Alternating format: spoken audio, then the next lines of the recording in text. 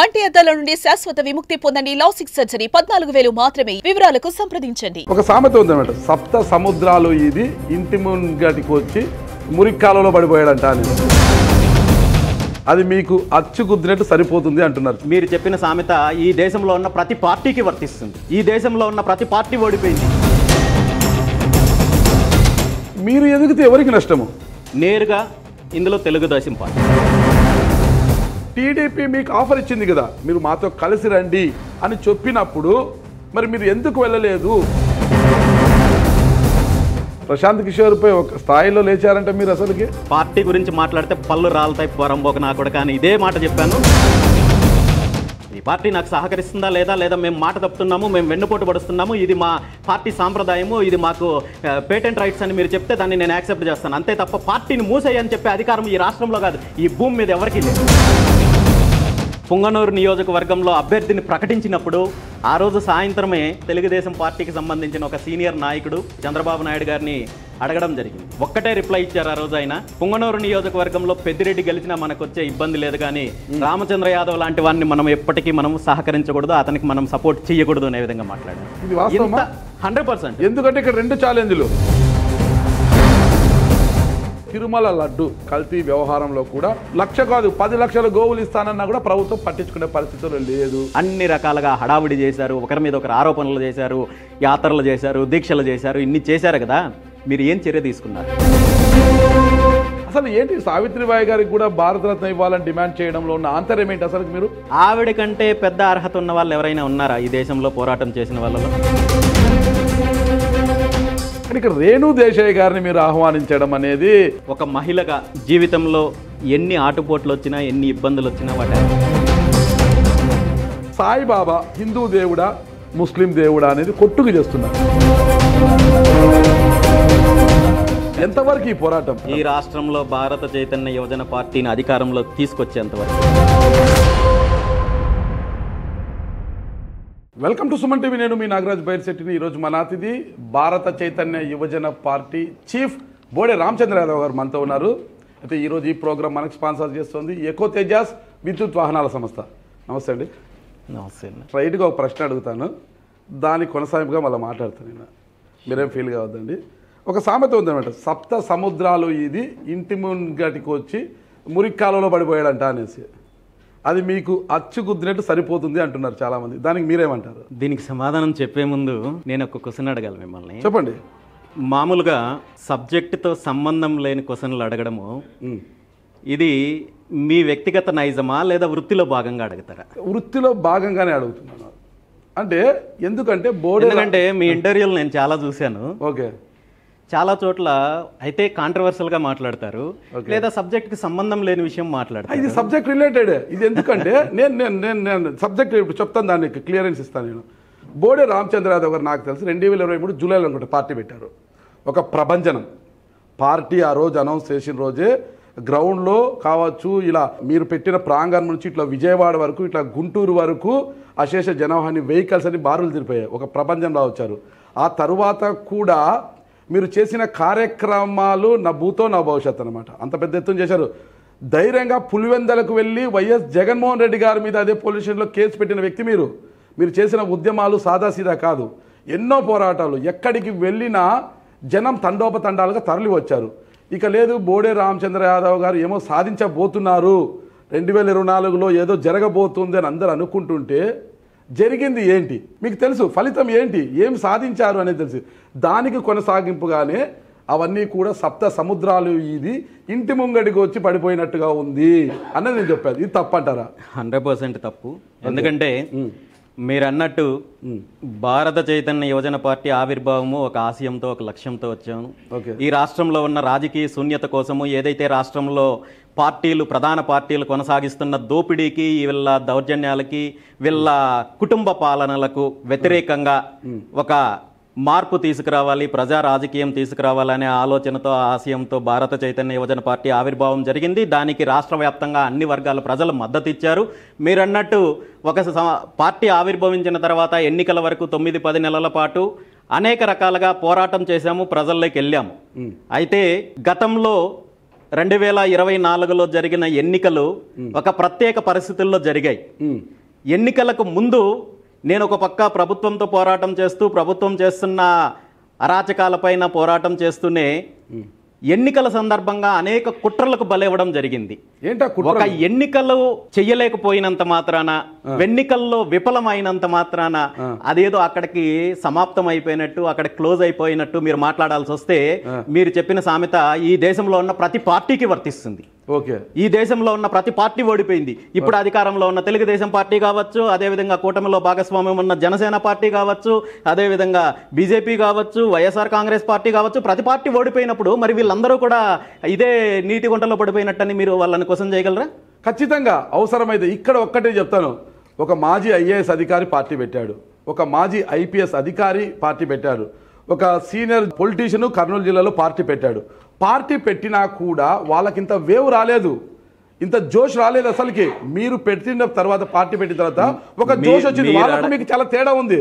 నేను ఎవరితోటి కంపేర్ చేసుకోవడం లేదు. మీరు అడగాల్సిన క్వశ్చన్ ఏంటంటే, ఎన్నికల్లో ఎందుకు ఫెయిల్ అయ్యారనే విషయం మీరు అడగండి, అంతే తప్ప నీటి గుంటలో పడిపోలేదు, ఎక్కడ పడిపోలేదు, పడిపోయే క్వశ్చన్ లేదు, పోరాటం ఆగలేదు, రాజకీయం ఆగలేదు, పార్టీ ప్రయాణం ఆగలేదు, పార్టీ ప్రస్తావం ఆగలేదు. ప్రజల తరపున ఈ రాష్ట్ర అభివృద్ధి కోసం, ఈ రాష్ట్రంలో మార్పు కోసం భారత చైతన్య యువజన పార్టీ పోరాటం కొనసాగిస్తూనే ఉంది. నిన్నటి వరకు, ఈ రోజు వరకు, నా ప్రాణం ఉన్నంత వరకు, నా ఊపిరి ఉన్నంత వరకు భారత చైతన్య యువజన పార్టీ పోరాటం కొనసాగిస్తుంది. పడిపోయే క్వశ్చన్ లేదు. మీరు ఆ మాట వెనక్కి తీసుకోండి. ఓకే వెనక్కి తీసుకుంటే ప్రజలు నిర్ణయిస్తారు. భారత చైతన్య యువజన పార్టీ ఆవిర్భావంతో ఒక ప్రపంచంలో దూసుకొచ్చింది. ఎన్నికల వరకు అదే కొనసాగింది. కానీ ఎన్నికల్లో ఎందుకు చతికిల పడిపోయారు? ఎక్కడ ఫెయిల్యూర్ జరిగింది? ఎలక్షన్ చేసుకోలేకపోవడమా?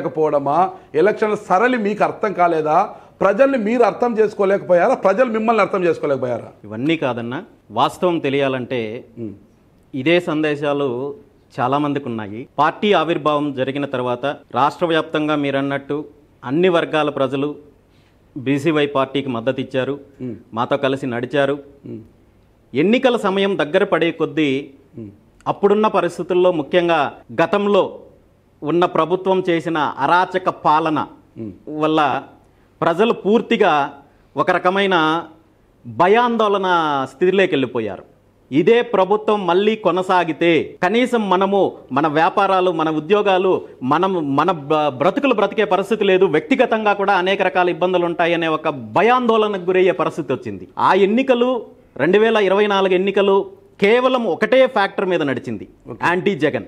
రెండు, ఇక్కడ ప్రత్యర్థి ఎవరు అనేది చూడలేదు, ప్రత్యర్థి ఇచ్చిన హామీలు చూడలేదు, పార్టీ ఏంటనేది చూడలేదు, వాళ్ళ సిద్ధాంతం ఏంటనేది చూడలేదు. జగన్మోహన్ రెడ్డి మళ్ళీ గెలవకూడదు అనుకుంటే ఏదైతే నెక్స్ట్ స్థానంలో బలంగా ఉన్న కూటమి అభ్యర్థులకు ఓటు వేయాలి అనే ప్రజల్లో ఒక ఆ అభిప్రాయం రావడం కావచ్చు.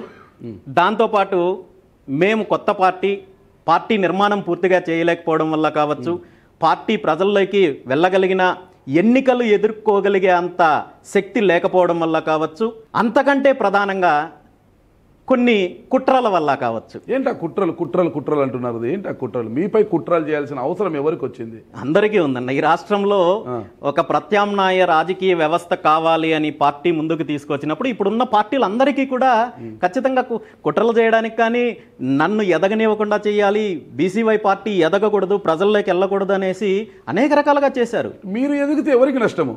అన్ని పార్టీలకు నష్టం అన్న. ఇక్కడ ప్రధానంగా కుట్రల గురించి అడుగుతున్నారు కాబట్టి నేను చెప్పాలంటే, నేరుగా ఇందులో తెలుగుదేశం పార్టీ, టీడీపీ పార్టీ ఆవిర్భావం తర్వాత, అంతకు ముందు కూడా కావచ్చు, నేను ప్రభుత్వం మీద చేస్తున్న పోరాటం కావచ్చు, అదేవిధంగా నేను ఎదుర్కొన్న కేసులు కావచ్చు, ఇబ్బందులు కావచ్చు, వీటన్నింటి మీద కూడా తెలుగుదేశం పార్టీకి సంబంధించిన ముఖ్య నాయకులు ఎవరైతే ఉన్నారో, పేర్లు నేను ఇప్పుడు చెప్పదలుచుకోలేదు, మీకు పుంగనూరుల వరకు ఈసారి మా పార్టీ సహకరిస్తుంది, అక్కడ అభ్యర్థిని పెట్టము, రాష్ట్రంలో మీరు మళ్ళీ ఒంటరిగా పోటీ చేస్తే దానివల్ల జగన్మోహన్ రెడ్డి ప్రభుత్వానికి మేలు చేకూర్చినట్టు అవుతుంది, కాబట్టి ఈ ఎన్నికల్లో మీరు బయట పోటీ చేయకుండా ఉంటే అది అందరికీ బాగుంటుంది, రాష్ట్రానికి బాగుంటుంది, రాష్ట్ర ప్రజలకు మంచిగా ఉంటుంది అనే ప్రపోజల్ ఏదైతే తీసుకొని వచ్చారో దానికి ఒక రకంగా నేను అంగీకరించడం జరిగింది. అదే ఆలోచనతో ఎన్నికలకు ముందు 6 నెలలకు ముందు నుండి కూడా పూర్తిగా అప్పుడున్న ప్రధాన సమస్య ప్రతిపక్షం కాదు, తెలుగుదేశం పార్టీ కాదు, జనసేన పార్టీ కాదు, ఇంకొక పార్టీ కాదు, ఉన్న సమస్యల్లా జగన్మోహన్ రెడ్డి యొక్క ప్రభుత్వము, అతని పార్టీ నాయకులు, ఆ పార్టీ నాయకులు చేస్తున్న రౌడీయిజము, దోపిడీ, సో వీటన్నింటి మీద ప్రధాన సమస్యలుగా ఉన్నాయి. కాబట్టి 2024లో ఎలాగైనా సరే జగన్మోహన్ రెడ్డి గారి ప్రభుత్వం పోవాలి, ఆ తర్వాత మనము ప్రజల తరపున ఏ రకంగా అయినా పోరాటం చేయొచ్చు అనే ఆలోచనతో నేను కూడా బీసీవై పార్టీలోకి రాష్ట్ర వ్యాప్తంగా అనేక రకాలుగా అనేక మంది నాయకులు, బలమైన నాయకులు రావడానికి సిద్ధపడ్డా, పార్టీ తరపున పోటీ చేయడానికి సిద్ధపడ్డా, ఈ ఎన్నికల వరకు మనము దాన్ని కొంతవరకు హోల్డ్ చేసుకొని తర్వాత పార్టీ నిర్మాణం చేయాలనే ఉద్దేశంతో ప్రభుత్వం మీద పోరాటం చేస్తూ కొనసాగించాను. చివరి నిమిషంలో ఎన్నికలు దగ్గర పడిన తర్వాత వాళ్ళ కుట్ర బయటపడింది. అంటే ఇక్కడ ఒకటే, తొలి నుంచి కూడా మీరు అప్పటి అధికార వైఎస్ఆర్ కాంగ్రెస్ పార్టీ మీద పోరాటం చేశారు. ముఖ్యంగా పుంగనూరులో పెద్దిరెడ్డి రామచంద్రారెడ్డి గారి యొక్క దౌర్జన్యాన్ని కావచ్చు, అవినీతి అక్రమాలపైన మీరు ప్రశ్నించారు. ఆ ప్రాజెక్టుల మీద కావచ్చు, అన్నిటి మీద కోర్టుకు వెళ్ళారు, మీరు పెద్ద ఎత్తున పోరాటం చేశారు. మీరు పెద్దిరెడ్డి రామచంద్రారెడ్డి గారికి వ్యతిరేకంగా పుంగనూరులో పోరాటం చేశారు, ఎన్నో సభలు కూడా పెట్టారు. మీ ఇంటిపై దాడులు జరిగాయి, భౌతిక దాడులు, ప్రత్యక్ష అన్ని జరిగాయి, మీ ఇంటిపై దాడులు జరిగాయి, ఆస్తి నష్టం కూడా జరిగింది. అలాగే టీడీపీ కూడా పెద్దిరెడ్డి రామచంద్రారెడ్డి గారిని ఈసారి ఎలాగైనా అసెంబ్లీ మెట్లు ఎక్కించకూడదని వాళ్ళు కూడా కంకణారు. ఇద్దరి లక్ష్యం ఒకటే, మీరు రాష్ట్ర వ్యాప్తంగా ఉన్న అప్పటి వైఎస్ఆర్ కాంగ్రెస్ పార్టీ దౌర్జన్యాలను ఎండగడుతూనే పుంగనూరులో పెద్దిరెడ్డి యొక్క అరాచకాన్ని ఎండగడుతూ వచ్చారు. టీడీపీ మోటివ్ కూడా అదే. మరి టీడీపీ మీకు ఆఫర్ ఇచ్చింది కదా, ఓకే మేము పోటీ ఎవరిని ఆడ పెట్టాము, మీరే ఉంటారు మా అభ్యర్థి, మీరు మాతో కలిసి రండి అని చెప్పినప్పుడు మరి మీరు ఎందుకు వెళ్ళలేదు?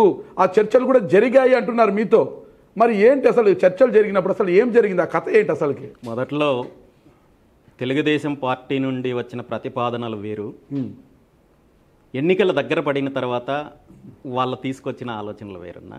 మొదట్లో జరిగిన ప్రతిపాదనలు పుంగనూరులో సహకరిస్తామని, ఈ విషయం పైన నేను పూర్తి స్పష్టతతో, అంటే ఎవరో ఒక నాయకుడో లేదా ఇంకొకరో చెప్తే కాదు, తెలుగుదేశానికి సంబంధించిన కీలకమైన నాయకుల నుండి, నాయకత్వం నుండి నాకు హామీ వచ్చిన తర్వాతే నేను పుంగనూరులో కూడా చాలాసార్లు నేరుగా పబ్లిక్ స్టేట్మెంట్ కూడా ఇవ్వడం జరిగింది. ఆ విషయం మీకు కూడా తెలుసు. పుంగనూరు నియోజకవర్గంలో రామచంద్ర యాదవ్కి, రామచంద్రారెడ్డికే పోటీ ఉంటుంది, మూడో అభ్యర్థి కానీ మూడో పార్టీ కానీ ఉండదని కూడా నేను చాలాసార్లు చెప్పినప్పుడు రామచంద్రారెడ్డి వర్సెస్ రామచంద్ర యాదవే అన్నారు, మూడో పేరు లేదన్నారు. చెప్పినప్పుడు ఆనాడు నిజంగా తెలుగుదేశం పార్టీకి అక్కడ పోటీ చేసే ఉద్దేశం ఉంటే ఏ నాయకుడైనా సరే పార్టీ గాని, పుంగనూరులో రామచంద్ర యాదవ్ చెప్పే స్టేట్మెంట్ అబద్ధము, పుంగనూరులో తెలుగుదేశం పార్టీ ఉంది, తెలుగుదేశం పార్టీ అభ్యర్థి ఉంటాడు, అతను రాంగ్ స్టేట్మెంట్ ఇస్తాడని చెప్పి ఏ ఒక్కరూ ఖండించలేదు. అవును. రెండు, పుంగనూరు నియోజకవర్గానికి సంబంధించిన ఇదే పెద్దిరెడ్డి రామచంద్రారెడ్డి నాయకుడు తెలుగుదేశం పార్టీకి సంబంధించిన వాళ్ళ అధినేత చంద్రబాబు నాయుడు గారి మీద ఒంటికాల మీద లేస్తున్నప్పుడు, అతన్ని నీచంగా మాట్లాడుతున్నప్పుడు జిల్లాకు సంబంధించిన తెలుగుదేశం పార్టీ నాయకులు కావచ్చు, జిల్లాకు సంబంధించిన బాధ్యత తీసుకున్న వాళ్ళు కావచ్చు, అంతకుముందు ఎమ్మెల్యేలుగా, ఎంపీలుగా, మంత్రులుగా చేసిన వాళ్ళు ఎవ్వరూ కూడా కనీసము స్పందించడానికి కూడా భయపడుతుంటే ఆ రోజు కూడా నేనే దానికి సమాధానం ఇవ్వడం జరిగింది. నీకు దమ్ముంటే నువ్వు మగాడు అయితే నువ్వు పుంగనూరులో వచ్చి పోటీ చెయ్యి, లేదంటే నేను కుప్పంలో వచ్చి పోటీ చేస్తానని చెప్పి సవాలు విసిరితే ఏ ఒక్క తెలుగుదేశం నాయకుడు కనీసం సమాధానం చెప్పలేవడానికి ముందుకు రాలేదు. ఆ రోజు కూడా నేనే సమాధానం చెప్పాను. ఆ రోజు కూడా పూర్తిగా పుంగనూరులో నేను రామచంద్రారెడ్డిని అన్ని రకాలుగా ఎదుర్కొంటున్నాను, అదేవిధంగా ఏ విధంగా అయినా సరే రామచంద్రారెడ్డిని పుంగనూరు నియోజకవర్గం నుండి విముక్తి కలిగించాలి, అతను రౌడీయిజం నుండి, అతను దోపిడీ నుండి అనే ఆలోచనతో నేను వెళ్తున్నప్పుడు ఆ ఆలోచనకు నేను మద్దతు ఇస్తామని చెప్పి తెలుగుదేశం పార్టీకి సంబంధించిన నాయకత్వం హామీ ఇచ్చినప్పుడు ఆ హామీకి అనుగుణంగా నేను వెళ్ళాను. అందుకే పార్టీ పరంగా నేను రాష్ట్ర వ్యాప్తంగా పర్యటనలు చేస్తూ ప్రభుత్వం మీద ఉన్న వ్యతిరేకత, ప్రభుత్వం చేస్తున్న అరాచకాల మీద ప్రజల్లో చైతన్యం తీసుకొచ్చాను తప్ప పుంగనూరులో పార్టీని నిర్మాణం చేయాలని కానీ, పుంగనూరులో నా క్యాడర్ డెవలప్ చేసుకోవాలని కానీ ఆలోచన చేయలేదు. నిజంగా వీళ్ళు పార్టీకి సంబంధించిన అభ్యర్థి ఉంటాడు, అక్కడ తెలుగుదేశం పార్టీ పోటీ చేస్తుంది అనుకోండి, 6 నెలలకు ముందు నేను పుంగనూరులో నెలలో 15 రోజులు నేను కేటాయించిన ప్రతి గ్రామంలో, ప్రతి బూత్లో నా క్యాడర్ రెడీ అయ్యేది, నేను ఎలక్షన్ చేసుకోగలిగేవాడిని.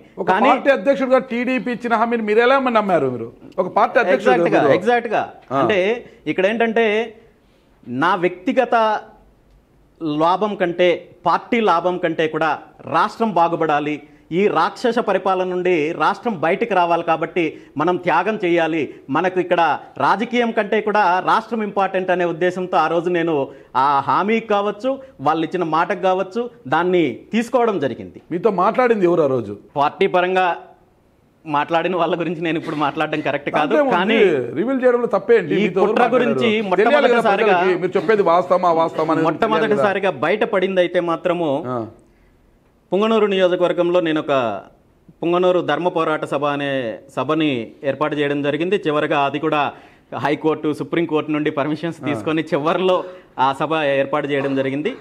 ఆ సభ తర్వాత నేను నెక్స్ట్ డే హైదరాబాదు వెళ్ళి పార్టీకి ఎవరైతే సలహాదారులుగా పనిచేస్తున్నారో ప్రశాంత్ కిషోర్ గారు కావచ్చు, అదేవిధంగా రాబిన్ శర్మ గారు కావచ్చు, వీళ్ళతో కూర్చున్నాను. మిగిలిన వాళ్ళతో ఫోన్లో మాట్లాడుతున్నాను. ఆ రోజు వాళ్ళు వాళ్ళ నిజస్వరూపాన్ని బయటపెట్టారు. అప్పటి వరకు మీరు పుంగనూరులో పోటీ చేస్తే మేము సహకరిస్తున్నామని చెప్తున్న వాళ్ళు ఆ రోజు నాతో మాట్లాడుతూ మీరు పార్టీని మూసేయాలి, పార్టీని తెలుగుదేశం పార్టీలో కలపాలి, మెర్జ్ చేసిన తర్వాత పుంగనూరులో మీకు పూర్తిగా మేము సహకరిస్తాము, ఆర్థికంగా అన్ని రకాలుగా మేము మీకు సహకరించి మిమ్మల్ని క్యాబినెట్లో తీసుకొని మీకు సముచిత స్థానం ఇస్తాము అనే ప్రపోజల్ మొట్టమొదటిసారిగా వాళ్ళు ఆ రోజు తీసుకురావడం జరిగింది. ఈ విషయము ప్రశాంత్ కిషోర్ గారు చెప్పడం జరిగింది. వెంటనే నేను కూడా అదే స్థాయిలో రియాక్ట్ అయ్యాను. ఎందుకంటే నా పార్టీ గురించి మాట్లాడినప్పుడు నాకు కోపం వచ్చింది. నేను వేరే రకంగా కూడా మాట్లాడాను. ప్రశాంత్ కిషోర్ పై ఒక స్థాయిలో లేచారంటే మీరు మాట్లాడిన తెలుగు ఆయనకు అర్థమైందా? తెలుగులో మాట్లాడారా, హిందీలో మాట్లాడారా? తెలుగు అర్థం కాలేదు కానీ నా భావం అయితే అర్థమైంది. పార్టీని తెలుగుదేశం పార్టీలో విలీనం చేయాలని చెప్పినప్పుడు మాత్రం నేను ఖచ్చితంగా చెప్పాను, పార్టీ గురించి మాట్లాడితే పళ్ళు రాలుతాయి పొరంబోక నా కూడా. కానీ ఇదే మాట చెప్పాను. ఎందుకంటే నేను ఒక ఆశయంతో నేను పార్టీని తీసుకొని వచ్చి ఇంత ఎస్టాబ్లిష్ చేసి ఈరోజు ఎవరైతే ఈ రాష్ట్రంలో వెనకబడిన తరగతులు ఉన్నాయో, ఎవరైతే అన్యాయానికి గురవుతున్నారో వీళ్ళందరి కోసం నేను ఒక ఆశయంతో తీసుకొని వస్తే ఈరోజు పార్టీని మెర్జ్ చేయాలని చెప్పే ధైర్యము అతను దీంతో మాట్లాడడం నాకు నచ్చలేదు కాబట్టి నేను ఆ విధంగా రియాక్ట్ అయ్యాను. మీకు Y+ కేటగిరీ గన్మెన్స్ ఉండవచ్చును, ప్రశాంత్ కిషోర్కి మీ భాష అర్థమై ఉంటే ఏంటి పరిస్థితి? ఏమవుతుందన్న ఇప్పుడు చెప్తున్నాను కదా, ఇప్పుడు అర్థమవుతుంది కదా, ఇప్పుడు మీకే చెప్తున్నాను కదా. సో అతనికి ఆ అధికారం కానీ అర్హత కానీ లేదు నా పార్టీ గురించి. ఇప్పుడు మీరు కలిసి వస్తారా లేదా అనేది అంతవరకే మీరు చెప్పాలి. మీ పార్టీ నాకు సహకరిస్తుందా లేదా మేము మాట తప్పుతున్నాము, మేము వెన్నుపోటు పడుస్తున్నాము, ఇది మా పార్టీ సాంప్రదాయము, ఇది మాకు పేటెంట్ రైట్స్ అని మీరు చెప్తే దాన్ని నేను యాక్సెప్ట్ చేస్తాను. అంతే తప్ప పార్టీని మూసేయని చెప్పే అధికారం ఈ రాష్ట్రంలో కాదు, ఈ భూమి మీద ఎవరికీ లేదు. సరే, అదే ప్రపోజల్ ప్రశాంత్ కిషోర్ గారి తర్వాత పార్టీలోని కొంత పెద్దలు కూడా మీ దగ్గర తీసుకొచ్చారు, మరి వారికి కూడా అదే సమాధానం చెప్పారు మీరు? మొట్టమొదటిసారిగా వాళ్ళ కుట్ర బయటపడినప్పుడు నాకు కోపం వచ్చిన వాటి వాస్తవమే. తర్వాత నేను వాస్తవాన్ని గ్రహించాను కాబట్టి తర్వాత ఎంతమంది మాట్లాడినా నా వర్షన్ నేను చెప్పాను. లోకేష్ గారికి కావచ్చు, ఇప్పుడు సభాధిపతిగా ఉన్న రఘురామకృష్ణ గారికి కావచ్చు, ఇంకా కొంతమంది తెలుగుదేశం పార్టీలో ఉన్న కీలకంగా ఉన్న నాయకులకి పార్టీ గురించి ఎట్టి పరిస్థితులు నా ప్రాణం పోయినా పార్టీ విలీనం అనేది మాత్రం జరగదు. అందులో ఆ ఆలోచన కూడా నేను తీసుకురాను. మీరు సహకరించినా సహకరించకపోయినా నేను ఎన్నికలకు వెళ్తున్నాను అనే విషయము చాలా స్పష్టంగా తెలియజేయడం జరిగింది.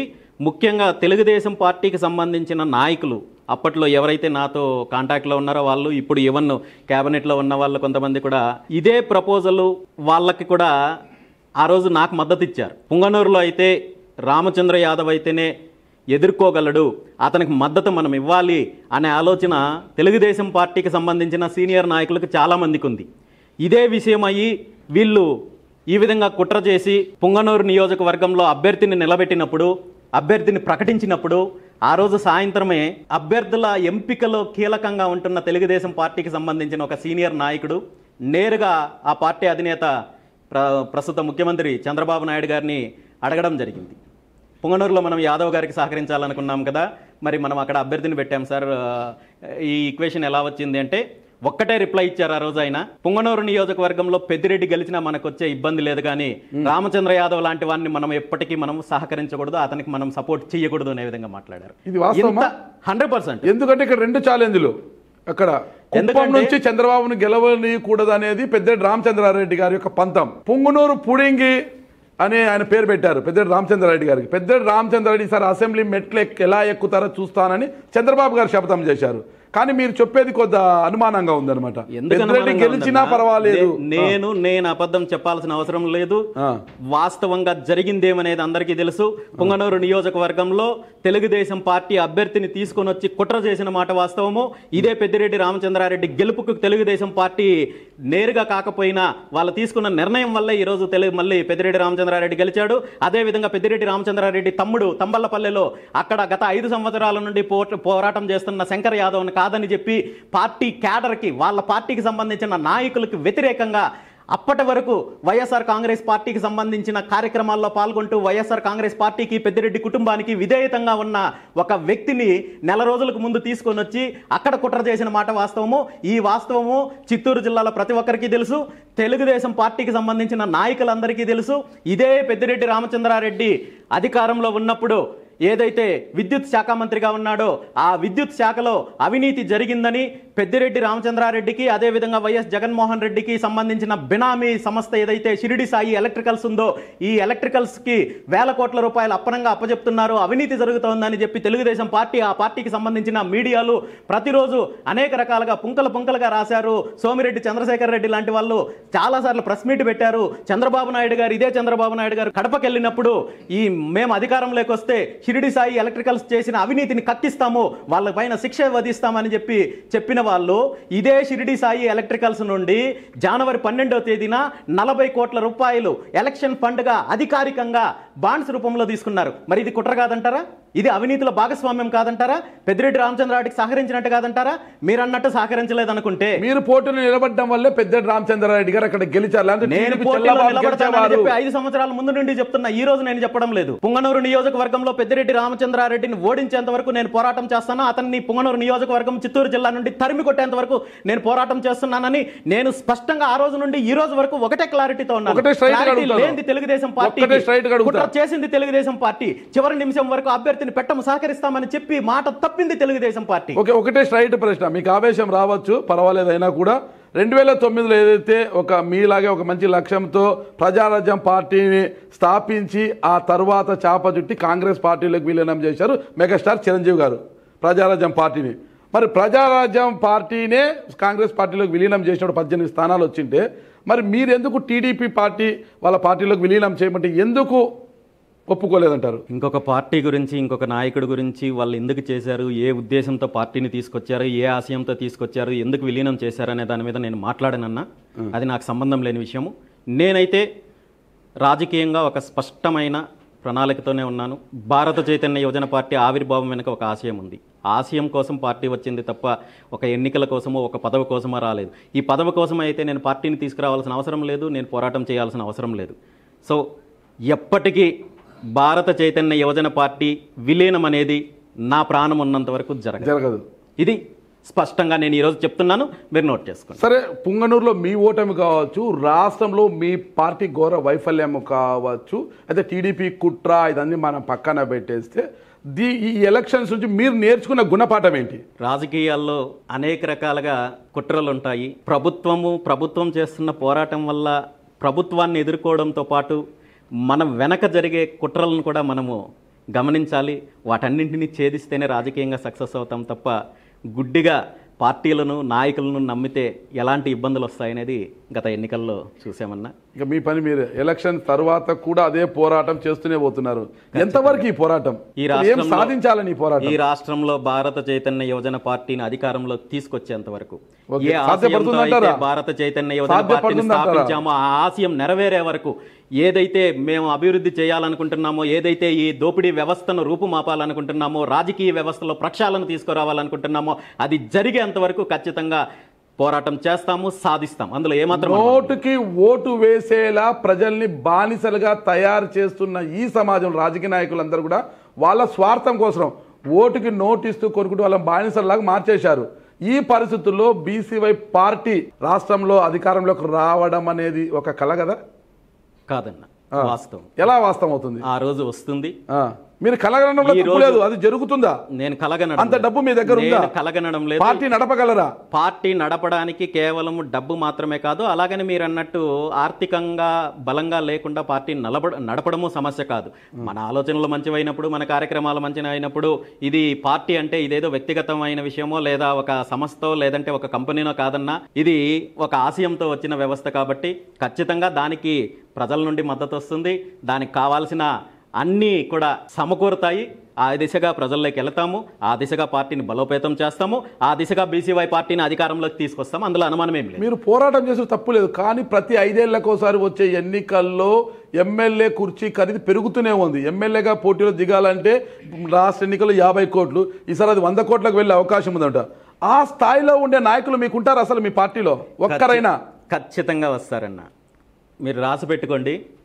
ఈరోజు ఒక్కటే ఆలోచనతో ముందుకెళ్తున్నాము. ఎన్నికల తర్వాత మాకు మొట్టమొదటిసారిగా పార్టీ నిర్మాణం చేయబడుతున్నాం. పార్టీ నిర్మాణాన్ని అన్ని స్థాయిల్లో నిర్మాణాన్ని చేపట్టి ప్రజా సమస్యలపైన పోరాటం చేయడానికి సిద్ధంగా ఉన్నాము. ఈ రాష్ట్రంలో ఇప్పుడున్న ఈ కుటుంబ పార్టీలు, దోపిడీ పార్టీలు ఏవైతే ఉన్నాయో వీటిని ఎదుర్కోగలిగే సత్తా బీసీవై పార్టీకి ఉంది, బీసీవై పార్టీ నాయకత్వానికి ఉంది అనేప్పుడు ప్రజలు మాతో రావడానికి కానీ నాయకులు మాతో రావడానికి కానీ సిద్ధంగా ఉంటారు. అంతవరకు మేము పోరాటం చేస్తాం. ఓకే, గత 6 నెలల క్రితం వరకు 2019-24 వరకు వైఎస్ఆర్ కాంగ్రెస్ పార్టీ అధికారంలో ఉన్నాడు. ఆ పార్టీకి వ్యతిరేకంగా మీరు చాలా పెద్ద ఎత్తున పోరాటం చేశారు.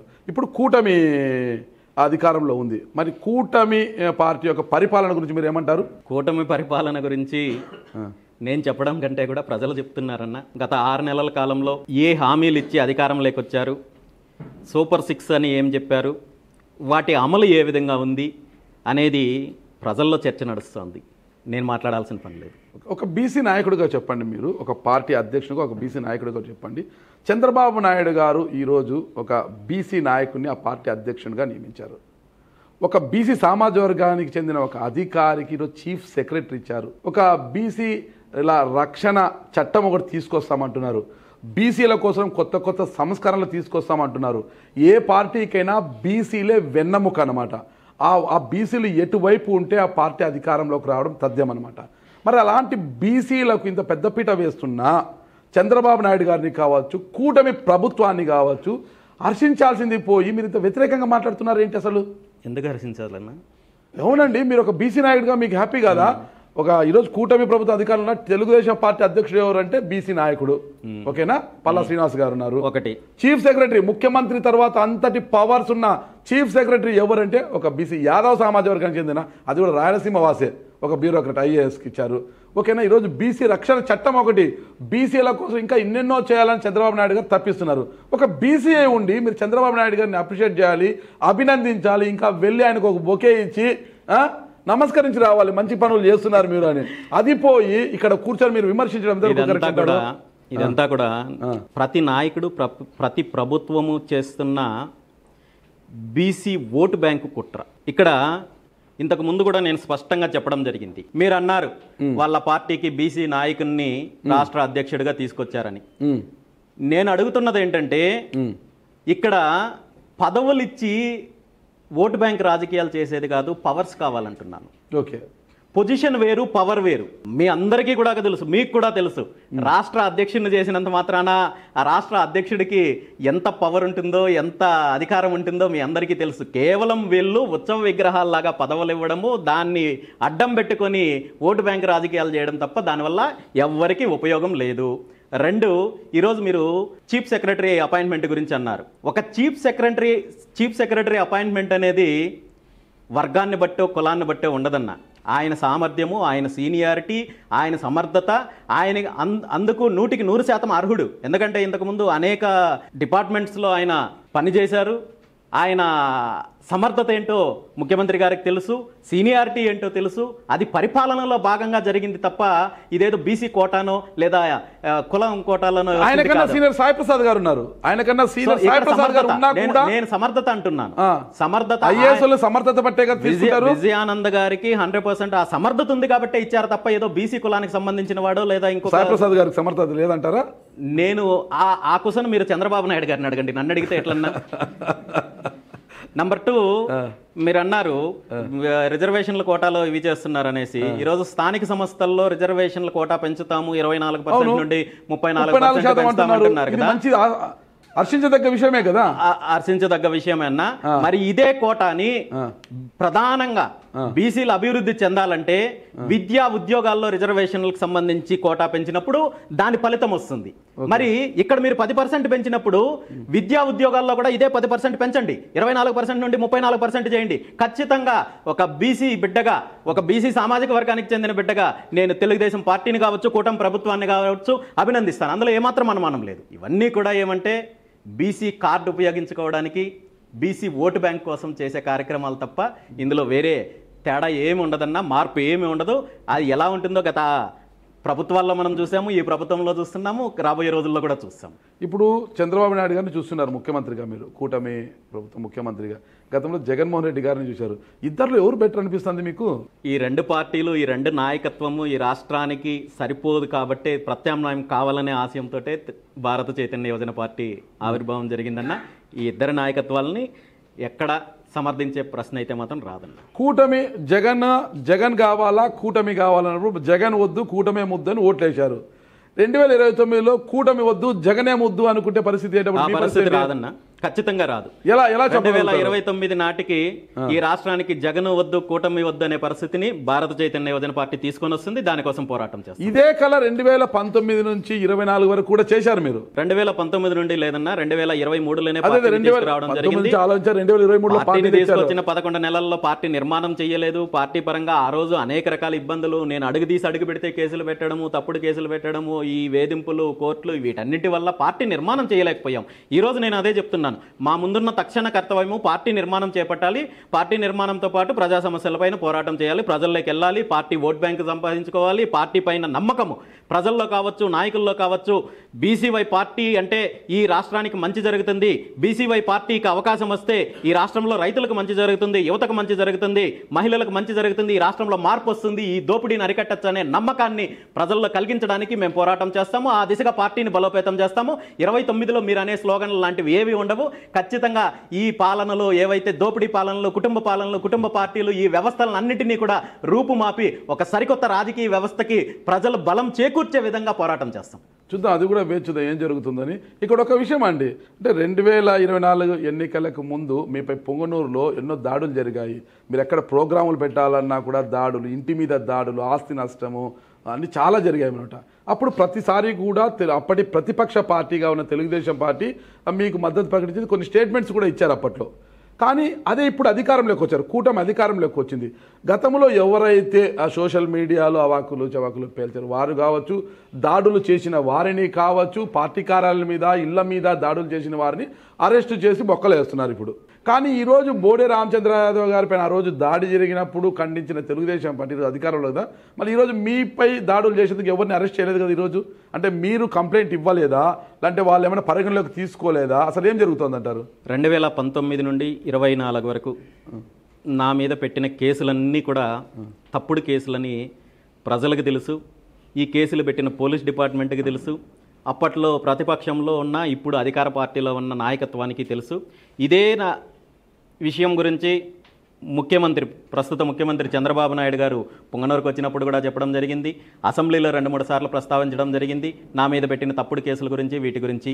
ఎన్నికలు అయిన తర్వాత, కూటమి ప్రభుత్వం అధికారంలోకి వచ్చిన తర్వాత నేను చంద్రబాబు నాయుడు గారికి లేఖ రాయడం జరిగింది, డీజీపీ గారికి లేఖ రాయడం జరిగింది, హోమ్ మినిస్టర్ గారికి లేఖ రాయడం జరిగింది, ఎస్పీ గారికి లేఖ రాయడం జరిగింది. ఇందులో 2 అంశాలు. ఒకటి, నా మీద పెట్టిన తప్పుడు కేసులు ఏవైతే ఉన్నాయో వీటి మీద విచారణ జరిపించి నిజంగా అవి తప్పుడు కేసులని తేలితే ఆ కేసులను కొట్టేయమని చెప్పి నేను కోరడం జరిగింది. 2, నా ఇంటి మీద జరిగిన దాడి కావచ్చు, నా కుటుంబం మీద జరిగిన హత్యా ప్రయత్నం కావచ్చు, అదేవిధంగా ఎన్నికలకు ముందు సదంలో జరిగిన దాడి కావచ్చు, వాహనాలను కాల్ చేయడం కావచ్చు, ఇలాంటి అరాచకాలన్నింటిపైన కూడా అప్పుడున్న ప్రభుత్వము, పోలీస్ డిపార్ట్మెంట్ ఎటువంటి చర్యలు తీసుకోలేదు. కనీసము ఎవరైతే ఇందులో నేరస్తులు ఉన్నారో వాళ్ళ మీద ఎటువంటి చర్యలు తీసుకోలేదు, కేసులు పెట్టలేదు. కాబట్టి ఇప్పుడు ఆ సంఘటనలపైన చర్యలు తీసుకోవడం కూడా నేను ప్రభుత్వానికి లేఖ రాయడం జరిగింది. కానీ ఇప్పటి వరకు ఎటువంటి ప్రతిస్పందన లేదు. నేనైతే లీగల్గా అయితే దీని మీద పోరాటం చేయడానికి సిద్ధంగా ఉన్నాను. ఎన్నికలకు ముందు మీపై జరిగిన ప్రతి దాడిని ఖండించిన అప్పటి తెలుగుదేశం పార్టీ నాయకులు మరి ఇప్పుడు ఎందుకు మిమ్మల్ని అనగదొక్కాలని చూస్తున్నారు? మీరు ఎదిగితే వాళ్ళకి ప్రమాదం అని ఎందుకు భావిస్తున్నారు? న్యాచురల్గా ఎవరికైనా ఉంటుంది కదన్నా. ఈరోజు నేను ప్రత్యామ్నాయంగా ఎదుగుతున్నప్పుడు అడ్డుకోవాలని ఆనాడున్న జగన్మోహన్ రెడ్డి ప్రభుత్వానికైనా ఇప్పుడున్న ప్రభుత్వానికైనా అది కామన్గా ఉంటుంది. కాకపోతే జగన్మోహన్ రెడ్డి గారి ప్రభుత్వ పంతా వేరు, వీళ్ళ పంతా వేరు. జగన్మోహన్ రెడ్డి గారి ప్రభుత్వము తప్పుడు కేసులు పెట్టింది, అది బయటకు కనబడ్డాయి. ఈరోజు గత 5 సంవత్సరాల్లో జగన్మోహన్ రెడ్డి గారి ప్రభుత్వం 30కి పైగా కేసులు పెడితే ఏ ఒక్క కేసులో దానికి కావాల్సిన ఆధారాలు కానీ దానికి సంబంధించిన వ్యవహారాలు కానీ ఏమీ లేనందువల్ల పోలీస్ డిపార్ట్మెంటు కనీసము ఈ ఎఫ్ఐఆర్ల పైన ఛార్జ్ షీట్ వేయడానికి కూడా ఆ రోజు ముందుకు రాలేని పరిస్థితి ఉంటే, కూటమి ప్రభుత్వం అధికారంలోకి వచ్చిన తర్వాత ఇవేవీ లేకుండా సైలెంట్గా ఇప్పటి వరకు నా మీద 8 ఛార్జ్ షీట్లు ఫైల్ చేశారు. ఏదైనా వేధింపులు ఉంటాయన్నా దీనికి నేను మానసికంగా సిద్ధంగా ఉన్నాను. ఓకే, ఇప్పుడు రాజకీయాలు రాణించాలంటే అర్థబలం అంగబలంతో పాటు ముఖ్యంగా మీడియా సపోర్ట్ కావాలి. ఇప్పుడు ప్రతిపక్షంలో ఉన్న పార్టీకి మీడియా సపోర్ట్ ఉంది, అధికార పక్షంలో ఉన్న కూటమికి మీడియా సపోర్ట్ చాలా బాగా ఉందన్నమాట. ఎటు మీడియా సపోర్ట్ కానీ అర్ధబలం అంగబలం లేకుండా మీడియా మద్దతు లేని పార్టీ ఏదైనా ఉంది అంటే ఇప్పుడు బీసీవై పార్టీ. మరి ఎలా నెట్టుకోస్తారు ఈ సముద్రాన్ని? ఖచ్చితంగా మీడియా మద్దతు వచ్చే రోజు వస్తుందన్న. మాకు కావాల్సింది మీరన్నట్టు మీడియా మద్దతు ముఖ్యమే. కానీ దురదృష్టవశాత్తు ఈ రాష్ట్రంలో ప్రధాన మీడియా అంతా కూడా, మీడియా సంస్థలన్నీ కూడా మీడియా అంటే 4th ఎస్టేట్ అంటారు. కానీ ఇక్కడ ఏమైందంటే 2 ఎస్టేట్లుగా డివైడ్ అయిపోయారు. 2 పార్టీలకు 2 వర్గాలకు డివైడ్ అయిపోయారు. మీరు భూతద్దం వేసుకొని చూసినా న్యూట్రల్ మీడియా అనేది కనబడడం లేదు. ముఖ్యంగా భారతదేశం మొత్తం మీద తీసుకుంటే ఈ మాట అనడానికి నాకు బాధగా ఉన్నా కానీ మీడియా రంగంలో ఎక్కువగా పొల్యూట్ అయిన రాష్ట్రం ఏదంటే ఆంధ్రప్రదేశ్ రాష్ట్రం. కానీ ఇందులో మార్పు రావాలని వస్తుందని నేను ఆశిస్తున్నాను. ఖచ్చితంగా రాబోయే రోజుల్లో మేము చేసే పోరాటానికి మీడియా మద్దతు ఉంటుందని కూడా కోరుకుంటున్నాను. ఓకే, మీరు ఎప్పుడు వాస్తవాలే మాట్లాడతారు, వాస్తవాలకు దగ్గరగా ఉంటారు. ఏది చేసినా ఒక సంచలనమే. మీరు ఏదైతే ఉందో తిరుమల లడ్డు కల్తీ వ్యవహారంలో కూడా మీరు చేసిన కార్యక్రమాన్ని నభూతో నభవిష్యత్తును అందరూ చెప్తారన్నమాట. అంటే పొంగనూరు నుంచి తిరుమల వరకు పాదయాత్ర చేయడంతో పాటు ఒక ప్రకటన కూడా చేశారు. నెయ్యి కల్తీ జరుగుతోంది కాబట్టి తిరుమల తిరుపతి దేవస్థానంలో వండే అన్న ప్రసాదాల కోసము అవసరమైన నెయ్యిని అక్కడే సేకరించడానికి 1,00,000 గోవులను నేను సరఫరా చేస్తాను అని ప్రకటించిన కూటమి ప్రభుత్వం ఇంచు కూడా స్పందించలేదు. మీది కంఠశోష మాత్రమే అయిపోయింది. అయ్యా నేను ఇస్తాను 1,00,000 గోవులు అన్నా కూడా మీ ఘోష ఎవరు పట్టించుకోలేదు. ఓకేనా, కంఠశోష అది. ఆ తర్వాత ఏమన్నారు, మళ్ళా ఒకటికి ముందు అవసరమైతే స్థల సేకరణ కూడా నేనే చేస్తాను, స్థలాన్ని కూడా నేనే ఇస్తాను. అయినా కూడా ఎవరు పట్టించుకోలేదు. ఎందుకు ఇంత నెగ్లెక్ట్ చేస్తున్నారు? మిమ్మల్ని కావచ్చు, మీ పార్టీని కావచ్చు, ఎందుకు మీరంటే ఇంత చులకన? మీరు ఎందుకు ఇలాంటి స్టేట్మెంట్ ఇస్తున్నారంటే నన్ను అందరూ గుర్తించాలి, నేను ఎప్పుడు ప్రజల్లో ఉండాలి, బీసీవై పార్టీ రామచంద్ర యాదవ్ ప్రజల్లో ఉన్నాడని చెప్పుకోవడానికా, లేకపోతే ఇంకెందుకు? ప్రభుత్వం అయితే మిమ్మల్ని పట్టించుకోవట్లేదు.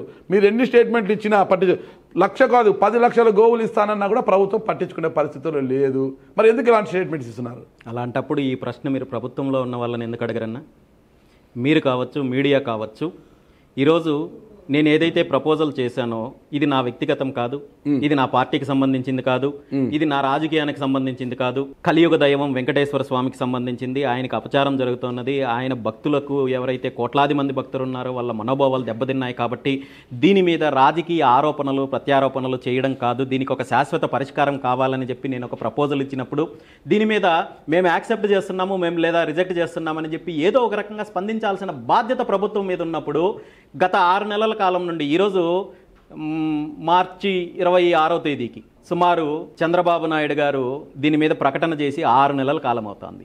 ఈ 6 నెలల కాలంలో సుమారు 15-20 రోజుల పాటు మీడియా పరంగా, చర్చల పరంగా అన్ని రకాలుగా హడావిడి చేశారు. ఒకరి మీద ఒకరు ఆరోపణలు చేశారు, యాత్రలు చేశారు, దీక్షలు చేశారు. ఇన్ని చేశారు కదా, మీరు ఏం చర్య తీసుకున్నారు? అసెంబ్లీ సమావేశాలు జరిగినప్పుడు సోషల్ మీడియాలో జరుగుతున్న పోస్టుల గురించి వీటి గురించి కూడా మీకు మాట్లాడడానికి సమయం ఉంది. కానీ తిరుమల లాంటి పవిత్రమైన క్షేత్రం గురించి కానీ అక్కడ జరుగుతున్న అపచారం గురించి కానీ మీరు చర్చ లేవదీసి, సాక్షాత్తు ముఖ్యమంత్రి గారు చర్చ లేవదీసి రాష్ట్ర వ్యాప్తంగా, దేశవ్యాప్తంగా, ప్రపంచవ్యాప్తంగా 15-20 రోజుల పాటు ఈ సంఘటన పైన చర్చలు నడిపిన తర్వాత దాని మీద ఎందుకు చర్చలు తీసుకోరు, ఎందుకు చర్యలు తీసుకోరు? అదేవిధంగా ఇప్పటి వరకు కనీసం ఒక్క ఎఫ్ఐఆర్ అయినా ఫైల్ అయిందా? ఈరోజు అక్కడ ఏదో విచారణ పేరుతో దాన్ని ఆ సబ్జెక్ట్ని పూర్తిగా పక్కన పెట్టేశారు తప్ప ఇక్కడ ప్రక్షాళన కావాలనే ఆలోచన ప్రభుత్వానికి లేదు అనేది స్పష్టమైంది. ప్రభుత్వానికి ఆ ఆలోచన లేకపోయినా నేనైతే వదిలిపెట్టే ప్రశ్నే లేదు. ఖచ్చితంగా ఈ మార్చి 26వ తేదీకి 6 నెలలు పూర్తవుతుంది. అంతలోపే దీనికి సంబంధించిన కార్యాచరణ చేస్తాము. ఖచ్చితంగా దీని మీద పోరాటం చేస్తాము. శ్రీవారి భక్తుల తరపున అక్కడ ఆ ప్రక్షాళన చేసేంత వరకు కూడా పోరాటం చేస్తామండి. అందులో ఏం పోరాటం చేస్తారు? ప్రభుత్వం ఎలాంటి మద్దతు ఇవ్వడం లేదు. మీరు 1,00,000 గోవులు ఇస్తానంటే తీసుకోవడానికి ప్రభుత్వం సిద్ధంగా లేదు. మీరు ఇచ్చే స్థలాన్ని తీసుకోవడానికి సిద్ధంగా లేదు. మరి ఏం చేయబోతున్నారు మీరు? దీని మీద ప్రజలతో కలిసి పోరాటం చేస్తామన్న. పోరాటం చేస్తాం. ప్రభుత్వం దిగి వచ్చేంత వరకు దాని మీద నిర్ణయం పోరాటం చేయాలంటే అనుమతులు రావాలి. ప్రభుత్వం నుంచి అనుమతులు రావాలి. ఎక్కడికక్కడ కట్టడి చేస్తుంది కదా, ఏం చేస్తారు మీరు? ప్రజల్లో చైతన్యం తీసుకొని వస్తాం. ఖచ్చితంగా ప్రభుత్వం నిర్ణయం తీసుకునేంత వరకు కూడా దాని మీద పోరాటం కొనసాగిస్తాం. ప్రభుత్వం పట్టించుకోకపోయినా కూడా మీరు ఎందుకు ఇంతలా పాకులాడుతున్నారు? నేను 1,00,000 గోవులు ఇస్తా, 1,00,000 గోవులు ఇస్తాను, అంత డబ్బులు ఎక్కువైనాయి మీకు? 1,00,000 గోవులు అనేది నేను డబ్బులు ఎక్కువయ్యో లేదా ఇంకోటే కదన్నా, మీరు చాలా అంటే సబ్జెక్ట్ని మీరు అవమానకరంగా మాట్లాడుతున్నారు. ఓకే, నేను ఇస్తానన్నది ఏదో ప్రభుత్వానికి డొనేషన్ ఇస్తానని చెప్పలేదు, లేదా సంస్థకు డొనేషన్ ఇస్తానని చెప్పలేదు, లేదా వ్యాపారానికి సంబంధించి కాదు. మంచి కార్యక్రమే మీరు చెప్పేది, మంచి విషయమే. ప్రభుత్వం పట్టించుకోవడం లేదు. పబ్లిసిటీ కోసం అని మాట్లాడడం కరెక్ట్ కాదు. అదే ప్రభుత్వం పట్టించుకోవట్లేదు. మీరు ఇంత చెప్తారు. ప్రభుత్వం పట్టించుకోలేదు అన్నప్పుడు మీరు ఈ రోజు నన్ను ప్రశ్నించేది కాదన్నా, నన్ను ప్రశ్నించేది కాదు. మీరు ఎంతమంది ఎమ్మెల్యేలని ఇంటర్వ్యూ చేస్తున్నారు కదా, మంత్రులను ఇంటర్వ్యూ చేస్తున్నారు కదా, అధికార పార్టీకి సంబంధించిన నాయకులను ఇంటర్వ్యూ చేస్తున్నారు కదా. ప్రతి ఒక్కరిని మీకు ఆ బాధ్యత ఉంటే, వెంకటేశ్వర స్వామి మీద మీకు భక్తి ఉంటే వీళ్ళందరినీ అడగండి. వెంకటేశ్వర స్వామికి సంబంధించిన జరిగిన దోషంలో, అక్కడ జరిగిన అపచారం పైన మీ పార్టీ, మీ నాయకులు ఎందుకు సైలెంట్ గా ఉన్నారు? రామచంద్ర యాదవ్ అనేవాడు ఈ విధంగా ప్రపోజల్ పెట్టారు కదా, దానికి మీరు యాక్సెప్ట్ చేస్తున్నారా లేదా రిజెక్ట్ చేస్తున్నారా అనే దాని మీద చెప్పండి. అంతే తప్ప రాజకీయానికి వాడుకోవడం ఇంత నీచమైన కార్యక్రమం ఇంకోటి ఉంటుందని చెప్పి మీరు నన్ను కాదు ప్రశ్నించాల్సింది, వాళ్ళని ప్రశ్నించండి. అప్పుడు మీరు బాధ్యత తీసుకున్నట్టు ఉంటుంది. 100% అడుగుతాంట. సరే, ఇది ఒక సంచలనం. మీరు తీసుకున్న నిర్ణయం కావచ్చు. ఆ రోజు అందరూ కూడా తిరుమల తిరుపతి లడ్డూని అందరూ ఎంత పవిత్రంగా భావిస్తారో ఆ లడ్డు కల్తీ జరిగిందంతా డిస్కస్ చేసుకున్నారు తప్పితే మీ అంత పోరాటము ఎవరు చేయలేదు. ఉభయ తెలుగు రాష్ట్రాలు ఒక్కసారిగా మీ వైపు చూశాయన్నమాట, అంత పెద్ద ఎత్తున చేశారు. అది అలా ఉండగానే ఇప్పుడు నెక్స్ట్ నిన్నటి రోజు ఒక ప్రోగ్రామ్ చేశారు, నా భూతో నా భవిష్యత్. అది కూడా సావిత్రిబాయి గారికి భారత్ రత్న ఇవ్వాలని ఇంతవరకు ఎవరు డిమాండ్ చేయలేదు. మీరు మొట్టమొదటిగా మీరే డిమాండ్ చేశారు. దానికి సంబంధించి బ్రహ్మానందం గారిని తీసుకొచ్చారు, రేణు దేశాయ్ గారిని తీసుకురావడం కూడా ఇక్కడ పెద్ద చర్చ అన్నమాట. అసలు ఏంటి సావిత్రిబాయి గారికి కూడా భారత రత్న ఇవ్వాలని డిమాండ్ చేయడంలో ఉన్న ఆంతర్యం ఏంటి? అసలు మీరు అంటే అర్హురాలే కాదని లేదు, నేను ఇంతవరకు ఎవరు లేవనెత్తని దాన్ని మీరు ఇప్పుడు ఎందుకు లేవనెత్తుతున్నారు? అసలు దాని వెనక ఉన్న ఆంతర్యం ఏంటి, కథ ఏంటి? అసలు మీరే అన్నారు కదన్నా అర్హురాలు అని, అంతకంటే వేరే కారణం ఏం కావాలి? ఆవిడ కంటే పెద్ద అర్హత ఉన్న వాళ్ళు ఎవరైనా ఉన్నారా ఈ దేశంలో పోరాటం చేసిన వాళ్ళలో? ఈరోజు ఒక వ్యవస్థలో పోరాటం చేయాలంటే ఇప్పటి వరకు మనం మాట్లాడుకుంటున్నట్టు ఎన్నో రకాల ఇబ్బందులు ఉంటాయి, కేసులు ఉంటాయి, కష్ట నష్టాలు ఉంటాయి, అవమానాలు ఉంటాయి. వీటన్నింటినీ భరించి ముందుకెళ్ళడానికి ఈరోజు ప్రజల్లో ఆ చైతన్యం ఉంది, సమాజంలో మార్పు ఉంది, మీడియా ఉంది, టెక్నాలజీ ఉంది. కానీ 19వ శతాబ్దంలో 1831 ప్రాంతంలో జన్మించి అప్పుడున్న సాంఘిక దురాచారాలపైన, అప్పుడున్న అణచివేత ధోరణి పైన, అప్పుడున్న ఏదైతే ప్రజాస్వామ్యానికి పూర్తి వ్యతిరేకంగా, పూర్తిగా ముఖ్యంగా స్త్రీల హక్కుల కోసం, స్త్రీల యొక్క విద్య కోసం, వాళ్ళ అభివృద్ధి కోసం ఇంట్లో నుండి బయటకు రాకూడదు అని చెప్పి దురాచారాలు ఉంటున్న రోజుల్లో ఆవిడ తిరగబడి భర్త దగ్గర చదువు నేర్చుకొని ఆవిడ బాల్య వివాహం చేసుకున్నా కానీ, కుటుంబ పరంగా ఆవిడ కుటుంబాన్ని వెలివేసినా కానీ అనేక రకాలుగా ఇబ్బందులు పడి పోరాటం చేసి మహిళల యొక్క విద్య కోసము, అభివృద్ధి కోసం పోరాటం చేసి, అదేవిధంగా సమాజంలో ఉన్న దురాచారాలు ఏవైతే ఉన్నాయో, బాల్య వివాహాలు కావచ్చు, అదేవిధంగా వితంతువులకు జరిగే అవమానాలు కావచ్చు, వీటన్నింటి కోసము పోరాటం చేసి చివర్లో అదే మహారాష్ట్ర ప్రాంతంలో ఆవిడ ఉంటున్న ప్రాంతంలో ఆవిడ చేస్తున్న సేవా సంస్థల ద్వారా ప్రజలకు సేవ చేస్తుంటే 1890 ప్రాంతంలో కరువు ఒక పక్క వస్తూ, అదేవిధంగా ప్లేగు వ్యాధి విజృంభించి రోజు వందల మంది, వేల మంది చనిపోతుంటే వాళ్ళందరికీ సపోర్ట్ చేయలేక మెడికల్ సర్వీస్ ఇవ్వలేని పరిస్థితుల్లో ఆనాడు వ్యవస్థలు కూడా ఫెయిల్ అయితే ఈవిడ దగ్గరుండి ఆ సేవ చేస్తూ పూర్తిగా చివరికి ప్లేగు వ్యాధిగ్రస్తులకు సేవ చేస్తూ అదే వ్యాధి సోకి ఆవిడ చనిపోయి తన 66 సంవత్సరాల జీవితాన్ని అంతా కూడా సమాజ సేవ కోసము, మహిళా అభ్యున్నతి కోసం పోరాటం చేసి ఈరోజు మహిళలు ఈ విధంగా సమాజంలో ముందుకొచ్చి, ఈ విధంగా సమాజంలో చదువుకొని ఆర్థికంగా ఉద్యోగాల పరంగా ముందుకున్నారంటే ఆ రోజు ఆవిడ చేసిన పోరాటం కావచ్చు, ఆవిడ పెట్టిన భిక్షని మనం చెప్పచ్చు. అంతకంటే గొప్ప నాయకురాలు కావచ్చు, పోరాటం చేసిన వాళ్ళు కావచ్చు ఈ భారతదేశంలో ఎవరున్నారన్నా?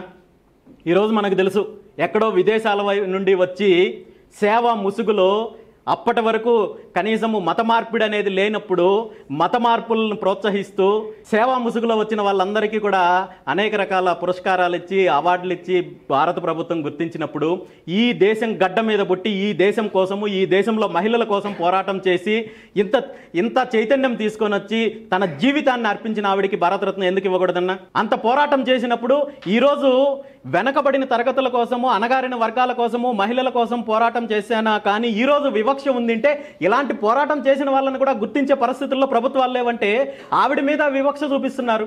ఆవిడ చరిత్రను ఈరోజు పుస్తకాల్లో పాఠ్య పుస్తకాల్లో ఎందుకు తీసుకురాకూడదన్నా? ఎవరో విదేశాల నుండి వచ్చి భారతదేశ సాంప్రదాయాలని సంపదను అంతా దోపిడీ చేసి కొల్లగొట్టుకొని పోయిన వాళ్ళ చరిత్ర ఈరోజు పాఠ్యపుస్తకాల్లో ఉన్నప్పుడు ఇలాంటి నాయకురాల పైన ఎందుకు పాఠ్యపుస్తకాల్లో తీసుకురాకూడదు? ఆవిడ జయంతిని ఈరోజు జాతీయ మహిళా ఉపాధ్యాయ దినోత్సవంగా మనం చెప్పుకుంటున్నాం కానీ ఎక్కడ సెలబ్రేట్ చేస్తున్నారన్నా? ప్రభుత్వం అధికారికంగా ఎందుకు నిర్వహించకూడదు? ఎందుకు మహిళా ఉపాధ్యాయులని ప్రతి సంవత్సరం గుర్తించి వాళ్ళకు ఉత్తమ ఉపాధ్యాయులుగా అవార్డులు ఇచ్చి వాళ్ళ ఆ స్ఫూర్తిని నింపి ఆవిడ ఆశయాలను కొనసాగించే విధంగా భావితరాలకు మీరు అభివృద్ధి చేయండి, వాళ్ళలో ఒక మంచి మార్గంలో తీసుకెళ్ళండి అని చెప్పి ఎందుకు ప్రోత్సహించకూడదు? కనీసం ఆవిడ జయంతి రోజును కూడా అధికారికంగా నిర్వహించలేని పరిస్థితుల్లో మన ప్రభుత్వాలు ఉన్నాయి. కాబట్టే ఈరోజు ఒక పార్టీ తరపున అందులో చైతన్యం తీసుకురావాలి, ప్రభుత్వానికి కనువిప్పు జరగాలి, కనీసం వచ్చే సంవత్సరం నుండి అయినా ఒక మంచి కార్యక్రమాలు జరగాలనే ఉద్దేశంతో ఈ సంవత్సరము ఈ కార్యక్రమానికి నాంది పలకడం జరిగింది. మంచి కార్యక్రమం మీరు చేసింది, చాలా చక్కగా కూడా చేశారు. కానీ ఆ కార్యక్రమానికి సార్ బ్రహ్మానందం గారంటే వచ్చారు, అది ఓకే, ఆయన ఏ పొలిటీషియన్ కాదు. కానీ ఇక్కడ రేణు దేశాయ్ గారిని మీరు ఆహ్వానించడం అనేది అందరికీ ఒక చర్చ వచ్చిందండి. అంటే రేణు దేశాయ్ గారు ఏమన్నా బీసీవై పార్టీలో చేరబోతున్నారా, కండవా కప్పుకోబోతున్నారా, ఏమన్నా పార్టీ బాధ్యతలు ఏమన్నా ఇవ్వబోతున్నారా, 2029లో ఆమె ఏమన్నా పోటీ చేయబోతున్నారా ఏపీలో అనేది ఒక డిస్కషన్ అయితే బయట స్టార్ట్ అయింది. ఎందుకు పిలిపించారు రేణు దేశాయ్ గారిని? అలాంటిది ఏమీ లేదన్నా. రేణు దేశాయ్ గారు అంటే అందరికీ తెలిసిన ఆవిడ నటిగానో లేదా దర్శకురాలుగానో కాదు. ఆవిడని ఆహ్వానించడానికి ముఖ్య కారణము ఒకటి, ఒక మహిళగా జీవితంలో ఎన్ని ఆటుపోట్లు వచ్చినా ఎన్ని ఇబ్బందులు వచ్చినా వాటన్నింటినీ తట్టుకొని నిలబడి తన కుటుంబాన్ని తన పిల్లల్ని చదివిస్తూ వాళ్ళని అభివృద్ధి దిశగా నడిపిస్తూ దాంతోపాటు నా వ్యక్తిగత జీవితం బాగుంటే చాలు అనుకోకుండా ఆవిడ సమాజ సేవ చేయాలనేసి ఆవిడకి అవసరం లేకపోయినా ఒక ఎన్జిఓ సంస్థను స్థాపించి ఎవరైతే ఈ వీధి కుక్కలు మిగిలిన జంతువులు ఏదైతే ఉన్నాయో వాటి కోసము ఒక సంస్థను స్థాపించి వాటి కోసం 24 గంటలు కష్టపడి గత కొన్ని రోజుల నుండి చూస్తున్నాను. ఆవిడ రాత్రి 11 గంటల టైంలో కూడా ఎక్కడైనా రోడ్డు మీద ఒక కుక్క ఇబ్బందిగా ఉంది లేదా ఇంకొక జంతువు ఇబ్బందిగా ఉందంటే వాళ్ళ టీంని కోఆర్డినేట్ చేసుకోవడము, అక్కడికి పంపించడము, వాటిని రెస్క్యూ సెంటర్కి చేర్చడము, వాటికి కావాల్సిన ఆలనాపాలన ఇవన్నీ ఆవిడ చేయాల్సిన అవసరం లేదు. కానీ సమాజంలో ఏదో ఒక సమాజ సేవ చేయాలి, నా వంతు బాధ్యత నిర్వహించాలని చెప్పి ఒక మహిళగా ఒక ఆదర్శవంతమైన జీవితాన్ని గడుపుతున్నారు కాబట్టి ఆవిడని ఆహ్వానించడం జరిగింది. ఆవిడ కూడా ఇది మంచి కార్యక్రమం చేస్తున్నారు కాబట్టి ఇక్కడ రాజకీయంగా చేసిన కార్యక్రమం కాదు కన్నా ఇది, కాబట్టి ఆవిడ ఆ కార్యక్రమానికి రావడం జరిగింది అంతే తప్ప ఇందులో ఎటువంటి రాజకీయ చర్చలు కానీ రాజకీయ ఆలోచనలు కానీ లేవన్నా.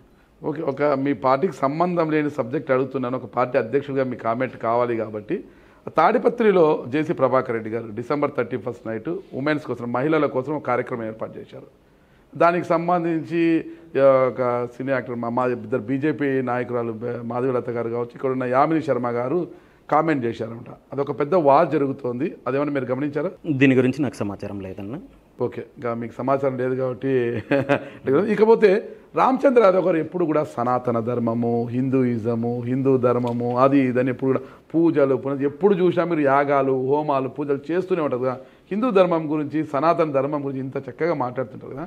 ఇక్కడ ఒకటే ప్రశ్న అండి, సాయిబాబా హిందూ దేవుడా ముస్లిం దేవుడా అనేది కొట్టుకు చేస్తున్నారు. మరి సనాతన ధర్మం గురించి ఇంత తెలిసిన రామచంద్ర యాదవ్ గారు దీని గురించి ఏం చెప్తారు? సాయిబాబా హిందూ దేవుడా ముస్లిం దేవుడా అంటే మీరేమంటారు? నన్ను ఏదో విధంగా వివాదాల్లోకి లాగాలనే ఆలోచనలో సనాతన ధర్మం గురించి మాట్లాడుతున్నారు.